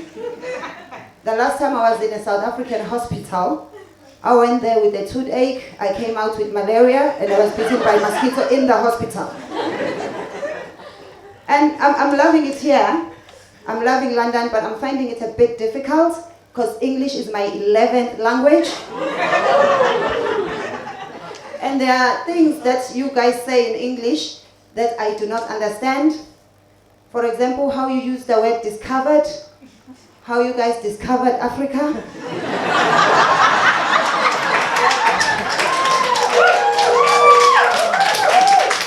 A whole continent with millions of people already living in it. You discovered it, but when my father discovered a television in our white neighbor's house, they put him in jail for 8 years.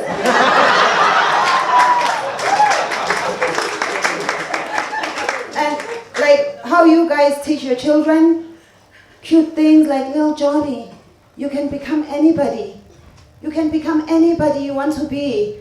And our Nigerian brothers come here and do exactly the same thing. You call it identity fraud. But I'm learning a few things from you guys. I like how you save your money. You guys know how to invest, how to save. What I don't understand is why, when you work so hard, you get 2 weeks off. You go camping. Like, if you really miss sleeping on the floor, why not visit your cousins in Croydon? And I'm also a mother, and I find it very difficult because I'm a little bit too honest. Sometimes I call my son of a bitch when I'm upset. Then I realize I'm the bitch here. And also, I only have one son, but he doesn't know that. Because I know if he knows, he could kill me to inherit everything I have. So he thinks I have 4 other children. Every time we watch the BBC and we see all those children with flies on their faces, I'm like, you see Joyce drinking dirty water. She's your sister. But she used to talk back to you. So I left her behind. My son is very, very well behaved. But at the end of COVID, he really missed going to Africa. He kept telling me, Mom, please take me back to Africa. And I was broke, so I took him to Peckham. He went back to school and told his friends he was in Africa. And I've been trying, I'm doing my best. I don't like being ignorant. All I do is win, no matter what. Got money on my mind, I can never get enough. And every time I step up in I fucking crushed that. That was fucking amazing. Yeah, it was like.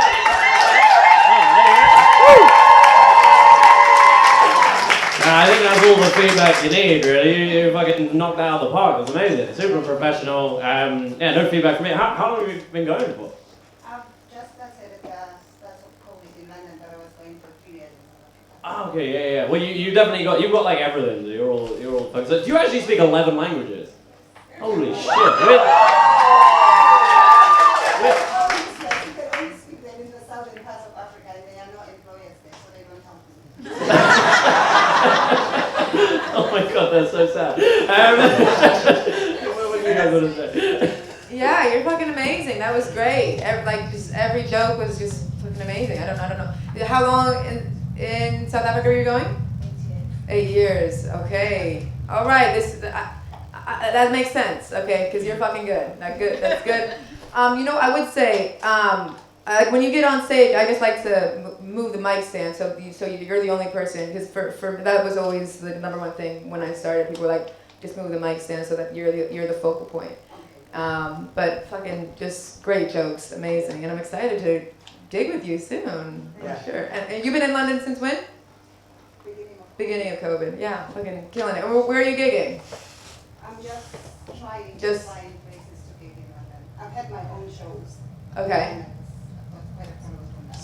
Sorry guys, this is not just an industry part. Yeah. You guys are, Yeah. Well, wait. Plug your stuff. Maybe people want to go see you. So put all your stuff. I like you. I am people that want to come see you. So that's good. I like it.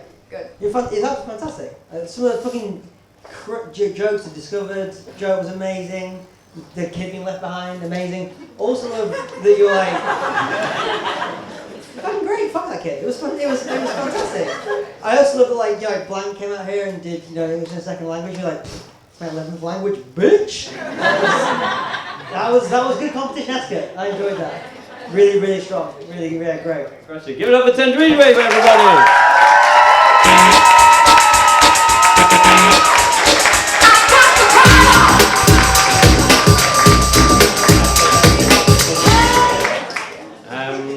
Okie dokie, well, please go wild and crazy for your next act. It's Aldous Hamilton!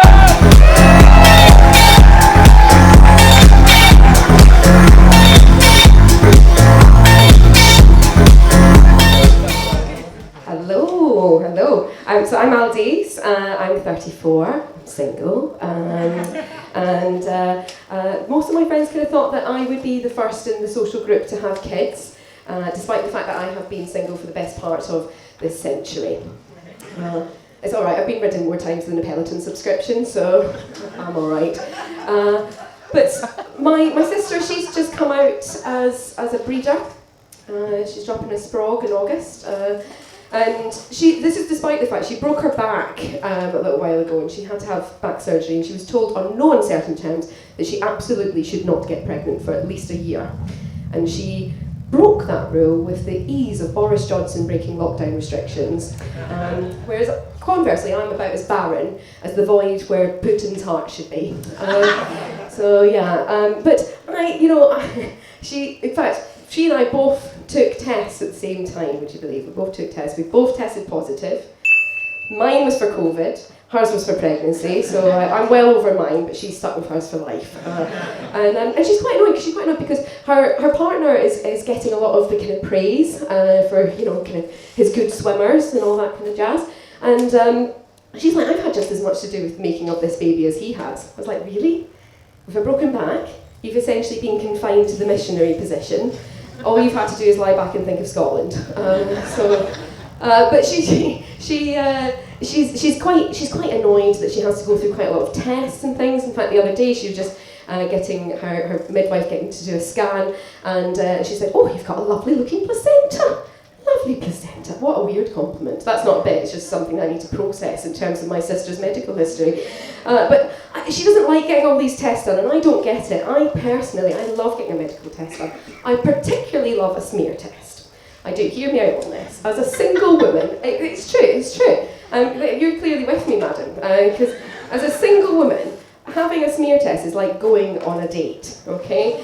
Think about it, there I am, I take myself out for a little bit of brunch and have a nice little meal, I've had my bikini wax done, and then I pop into the doctor's for a quick fingering, it's great. But there I am, I'm in the doctor's office, I've got my pants on the floor, skirt pulled up round my waist, I'm on the bed, and the doctor, she goes down, she has a quick look, she's like, huh.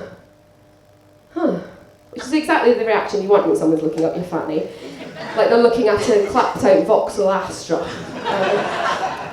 And she's looking at it, she's like, your sister was in last week. Apparently there's a familial resemblance. But she said, I can't actually find your cervix. I think it's popped out. Too dark. Popped out like it's popped out for milk.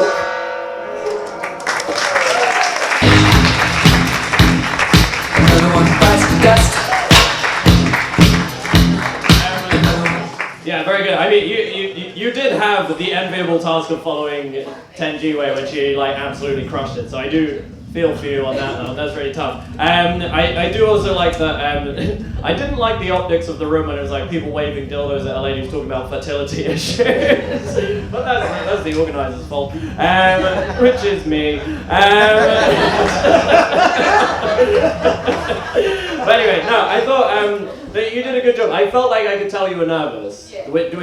Okay. I used to have the same thing where you shake when I first started. I also get the shakes. I'm not going to lie. I've had like 3 hours sleep because I went out last night and I'm still quite hungover. It's possibly more of that than that. Bring more Scottish stereotypes. Well, yeah, I can think of nothing worse than doing a dildo gong show when you're fucking hanging out your ass. That fucking sucks. So I commend you for that. I was going to say the shakes will just disappear, but if you're an alcoholic or something, then I guess that's your problem, sister. What would you guys like to say? Sex with a broken back. How good is this guy's dick? I mean, that's a bit of a weird question for me to comment on about It's the only thing I've been thinking about the entire time. It's like, this guy must be incredible, but fair enough. I mean, if this clip goes on YouTube, I'm 100% saving that to the minute when the baby's born. I think that was just I think every baby should know that about their daddy. That's a strong thing. No, I think, if you just get rid of a few of the others, then it's just tightening things up, isn't it? It's like there's some really funny ideas there, some really funny premises. Yeah. Just tightening things up, getting them quicker, maybe less hungover. Yeah, I agree with all of them, and just keep going. Get on the Aldous Hamilton, everybody! Farewell, I'll even say adieu, adieu, to you and you and you. Should we do one from the bucket? Yes! Go on, Tom.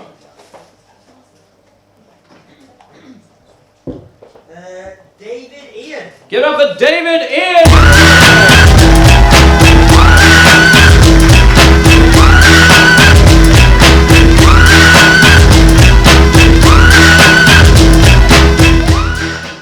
Hi. Nobody's ever surprised to hear that I'm gay.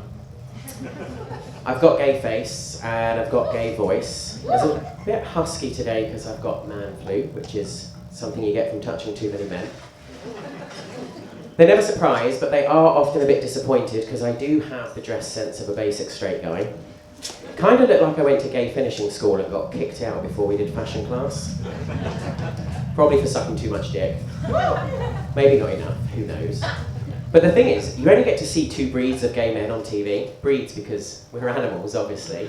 The first breed is the big gay. They're like really jolly, really outgoing, big personality like Alan Carr. The second breed is the chiseled gay. They're like really toned, tanned, no personality at all. Tom Daley.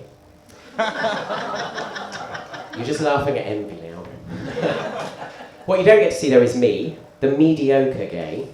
Now, we don't have the body, but we don't have the personality either, and I am concerned that we're dying out. So I've taken it upon myself to try and breed more. unsuccessfully. I've even tried crossbreeding, specifically with the chiseled gays, but they're not really up for it. They kind of want to keep that pedigree pure. It's not ideal. I'm also incredibly lazy. Sometimes I'll just invite a guy over from Grindr to force me to clean my apartment before he turns up, which is a waste of time because I have to clean myself down afterwards anyway. But it still takes me by surprise when people call me out for being gay. Last week I was on the bus and some guy shouted out gay at me, and I was so shocked that I nearly choked on the cock I was sucking. But I didn't, because I'm a pro and I don't have a gag reflex. And that's not a joke, that's just an advert. It's always been this way though. I remember really clearly when I was at school, one of the bullies after gym class, he dropped his towel, he waggled his willy in my face, and everyone stood around and laughed at me, and that made things really hard for me. And I'd love to go back and tell 11-year-old me that it gets better, because that still happens at the gym, but now that's why I go. Obviously I'm in therapy. I'm actually so mental I've got 3 therapists, but don't worry, they all know about each other because I'm gay.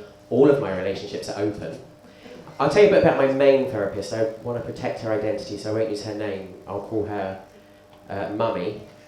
What we've learned recently is that I cannot talk to attractive men, like at all. So there's a really fit guy in the back who I can't even make eye contact with, but you and me, mate, we can talk all night. Turns out though, I'm also super attracted to men when they're crying, which is really inconvenient when you're trying to dump someone. Last year I was dating this guy who was super emotional the best of times, and when it was time to dump him, I was like, what I'll do, I need to take him somewhere public, also the least sexy place that I can think of, so I took him to the M&S cafe. This wasn't just breakup sex, this was M&S breakup sex. Tree dog!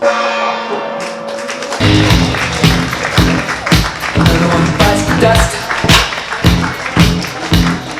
Another one bites. I feel like shitface in the front row just raises dogs he doesn't like M&S.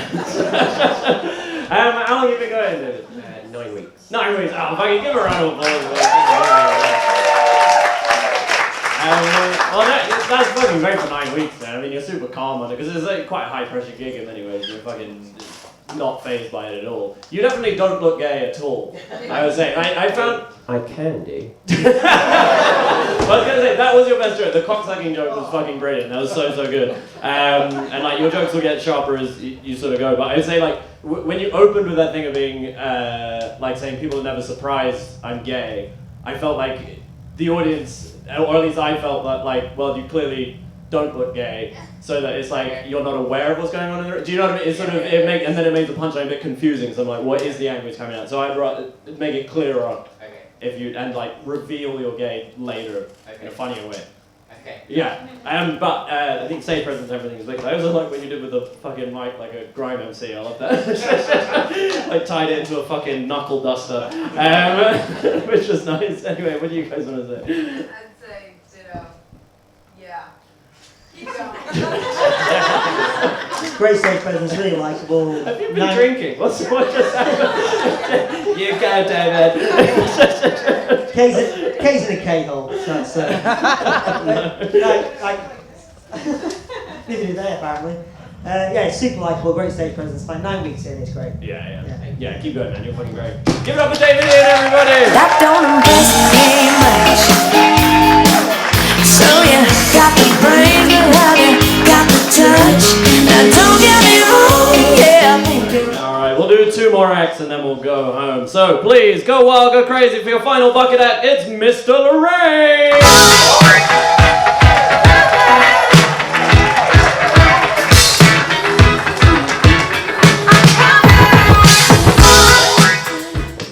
Hello. How's everybody doing? Yeah, so I'm Mr. Lorraine, because apparently I sound like a man. People come up to me, they're like, do you know you sound like a man? Why? Why do you sound like a man? Like it's something I do deliberately.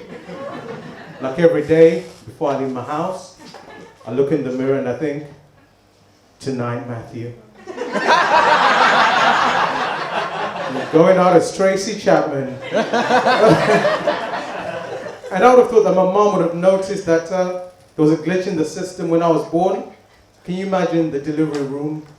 Everyone quiet, waiting for the baby. When I come out, I was like, "Oh, Mommy, get me a pint." She just like wrapped me up and did a runner. So I'm originally from Zimbabwe. I never know why I keep saying originally because that's just where the fuck I'm from. Don't tell Pretty Patel. And like what Tedju was saying, from Africa, sometimes when children are born, they get these beautiful, meaningful names. But then what happens is that these beautiful, meaningful names, they get translated to English and turn to shit. So like a beautiful girl, her name is supposed to be Hajine, but she becomes doesn't matter. Namo is hard life. Taurai is talk more. You got talk. You got no man, no woman, and no cry. And in that same spirit, my mother wanted to celebrate my voice. She wanted to call me low range, but they thought I misunderstood her, so I ended up with Lorraine, a slice of fucking quiche.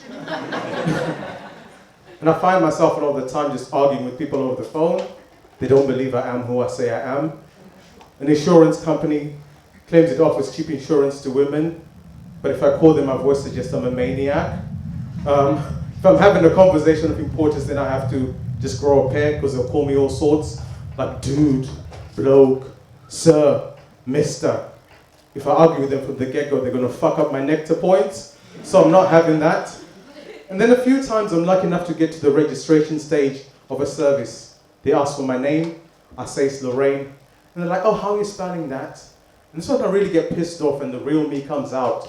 So I go back to Africa, I'm like, my name is Lorraine, I will spell it. L-O. This lady was like, sorry, did you say hell? Ho? I was like, no, I said L. L for labia. O for honorable. Ara for arrangement. A for asshole. I for idiot. N for November. My name's Lorraine. And sometimes people feel sorry for me, but I'm like, don't feel sorry for me. Because sometimes I just think, fuck this. I'll just behave like the man I'm accused of being. So I was about to leave my house. My husband was asking me, where are you going? I said, I'm going out. What time will you be back? When I return. Lorraine, how come you don't help around the house? You don't help with the kids? I'm like, dude, are those children even mine? So I just walked out the fucking door. And sometimes, people argue with me back and forth. No, you're not Lorraine. I'm like, yes, I am. No, you're not Lorraine. Yes, I am. And this guy was like, seriously, so tell me one thing. How are you related to Lorraine? So I had to think, how the fuck am I related to myself? I was like, okay, Lorraine. She lives in my house and she eats my food. Lorraine is sleeping with my husband. And sometimes late at night when I'm on my own, Lorraine gives me the best orgasm. That's how the fuck I know Lorraine. And I also had an issue with the bank. So my bank had suspended my account because I called them and my voice sounded like fraud. But I wasn't going to argue. I went to the bank with my ID, went to the counter, and the lady didn't talk to me. She just points to a phone in the corner. So then I'm walking to the phone and I think, okay, I'm about to call a bank while I'm in a fucking bank. And still I don't argue, pick up the phone. The guy on the other end tells me, I failed security because he asked for my name, my date of birth. Trida.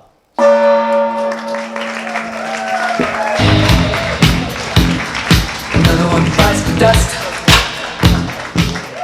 Sure. So it's a super rich premise. Voice. There was some great jokes in there, like the tonight Matthew I'm going to be. That was absolutely fantastic, and the whole husband thing of like I'm just going out. I thought I heard my dad. That was. And I got very scared very quickly. But there was some really, really, really good stuff in there. I think it's just like maybe you should develop it. How long have you been going for? On and off 4 years. Right. Okay. So I think it's just like maybe there's like some different avenues like. the fraud thing. Like things that I can yield like great stories where there's like whole characters and stuff involved. But yeah, I think it's a great premise and like some really really good stuff in there. Yeah. Yeah, my favorite was Act Out of Your Husband and the voice. Like that's fucking like developing that. That's great stuff. But good.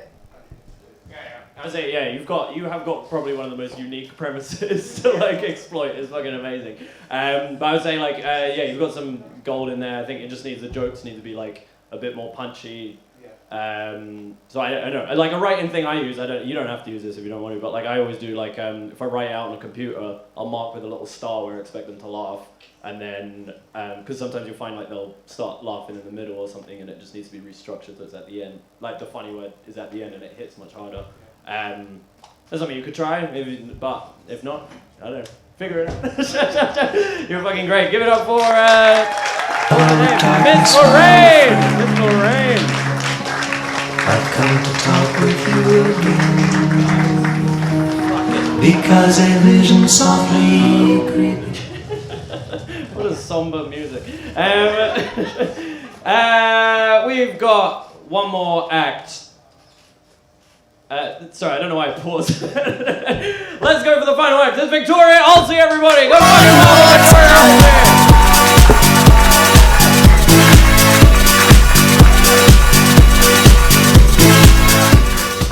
Hello, Baxhole, are we good?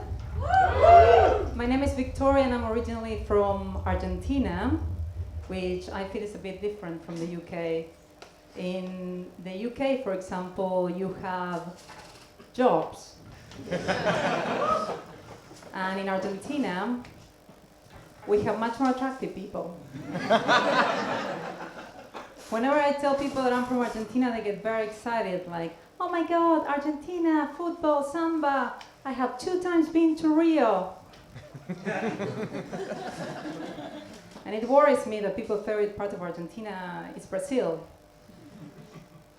Argentina is also a country obsessed with beauty. It's like the Essex of Latin America. And that explains why I look like this at the age of 35. The secret is Botox and not being totally white. Sometimes people here, they say, don't use Botox, you will not have any facial expressions. Bitch, I live in the UK. I don't need facial expressions. Argentina's national dish is beef, and the national vegetable, chicken. I'm from a city called Cordoba. It's the second biggest city of Argentina, the Birmingham of Argentina, a scary place.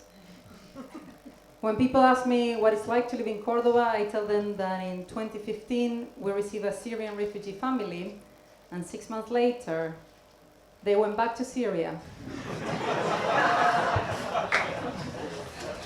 And sometimes my favorite part of Argentina is also Brazil. But I'm not here only to trash Cordoba. I would like to talk about the positives too.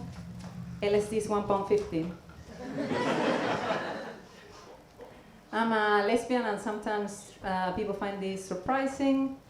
I think it's because I have very beautiful hair.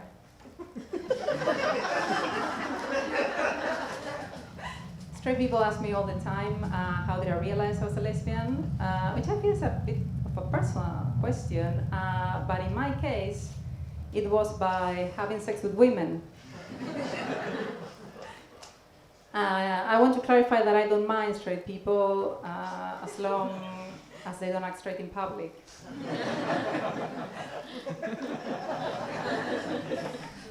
Dating is a bit hard for me here, mainly because in Argentina we have much more attractive people. And also because I'm the only lesbian in East London who is not a vegan.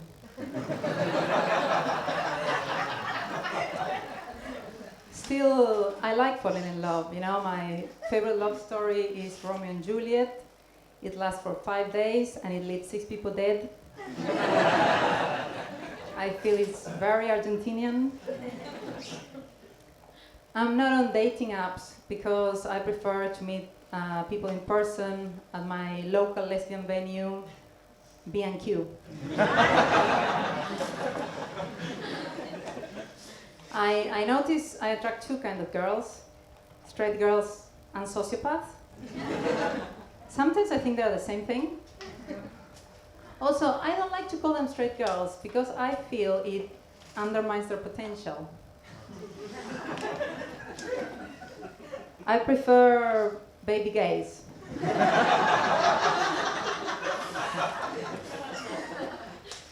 The last girl I was seeing was a career coach. You know those ones that tells you that nothing's stopping you but yourself, and that's how you know she was white. The main issue between us, it was that she wanted kids and I wanted to be happy. And while we were together, I went on a mission to try to find one person, at least one, that would tell me that they had children and these fuckers didn't make them any happier. And I did, I found one. My mom. The pandemic wasn't too bad for me. I had a lot of time to do self-reflection. It helped me to understand better how I really am. And now I identify as a Tory. I hate immigrants now. But not just any immigrants. The one that I really despise are those ones with strong accents. All I do is win, win, win, no matter what. Got money on my mind, I can never get enough.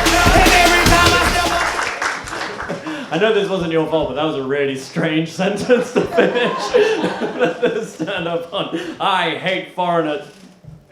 That's just it. We'll never find out where that goes. I've been with you a lot, so like I want to be open about it. So I've seen you crush, and I don't have any feedback for you. You know what you're doing. So whatever you guys want to say. Yeah, you know I love you, so I guess this is awkward. She saved my life earlier today, so I love her. Straight girl. Yeah, it was great. It was absolutely fantastic. And I think everyone was afraid to wave their dildo. She's like, she's a professional. I'm not going to refuse to do it. It was great, really good.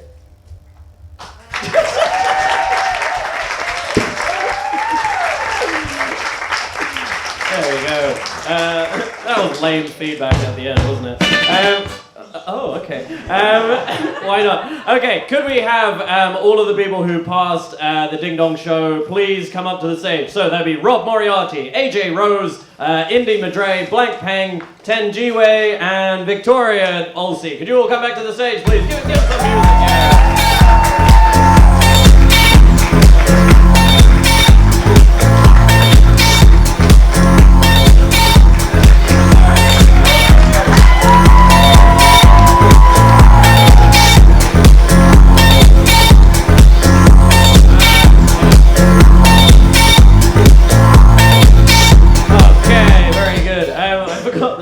So fucking tiny. That was a really stupid thing for me to ask you to do. Anyway, so basically all of you have got midweek spots, so if you just come find me after the show, I'll book you in on a date at the midweek spots. You can try out some stuff. But the winner of the pro spot, the paid pro spot, is Tenjiwei. Well done.